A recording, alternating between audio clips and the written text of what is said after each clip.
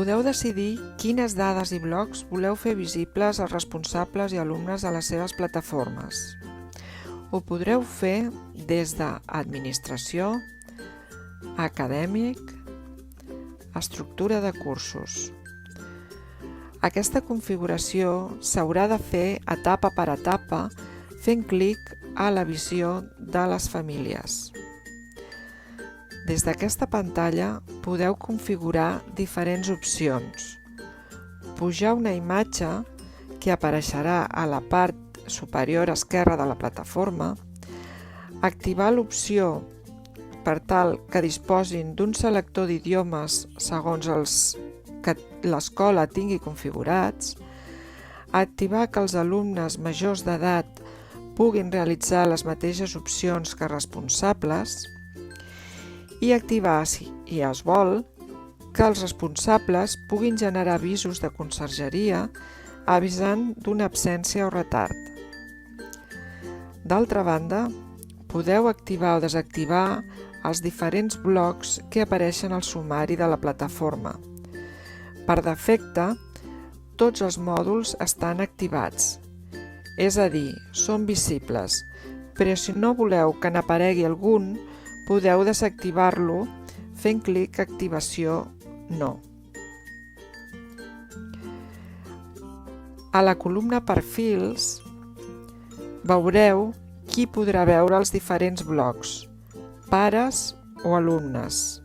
Aquestes opcions no són modificables. Una altra opció és canviar el nom dels mòduls. Des del nom del bloc podeu editar-ho pel que vosaltres vulgueu. Un cop fetes les configuracions, feu clic a Guardar. Per veure l'exemple, accediu a la plataforma d'un pare i podreu comprovar com el bloc de missatgeria passa a dir-se Comunicació i ja no ens apareix el mòdul d'entrega de treballs. Alhora, si voleu, podeu agrupar els blocs en categories. Per defecte ja n'hi ha de creades, però podeu crear-ne de noves des del botó Categories. Per crear una nova categoria, introduïu el nom, l'ordre i, si voleu, una descripció. Feu clic a Guardar i un cop creada la nova categoria, es pot escollir una icona que la representi. Un cop escollida, us dirà guardat correctament i haureu d'acceptar. D'aquesta manera, ja us apareixerà en el desplegable com a nova categoria. A la columna Ordre s'estableix l'ordre en què apareixeran els blocs prèviament separat per categories. A l'apartat Descripció es pot afegir una petita explicació que apareixerà en forma de pop-up al costat del nom del bloc. És una comunicació interna entre els diferents usuaris del centre. Un cop fet això, guardeu.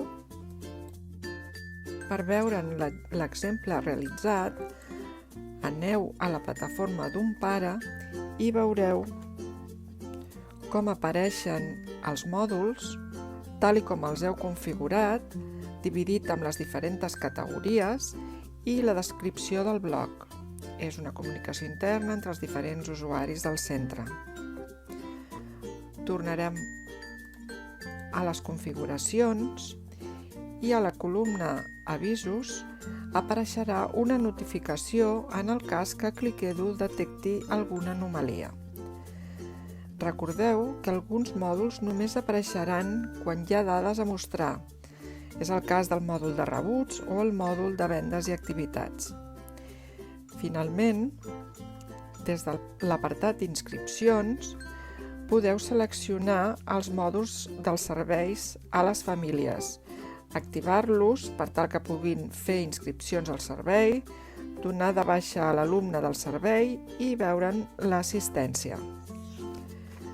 A l'hora de configurar aquests aspectes en una altra etapa, Podreu copiar-les des del botó Obtenir configuracions de, escollint el cicle o l'etapa corresponent.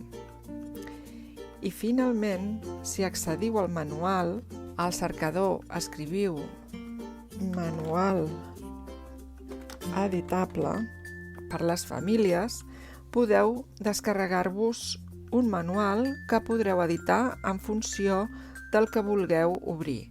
I podreu afegir també el vostre logotip per tal de fer-lo arribar a les famílies.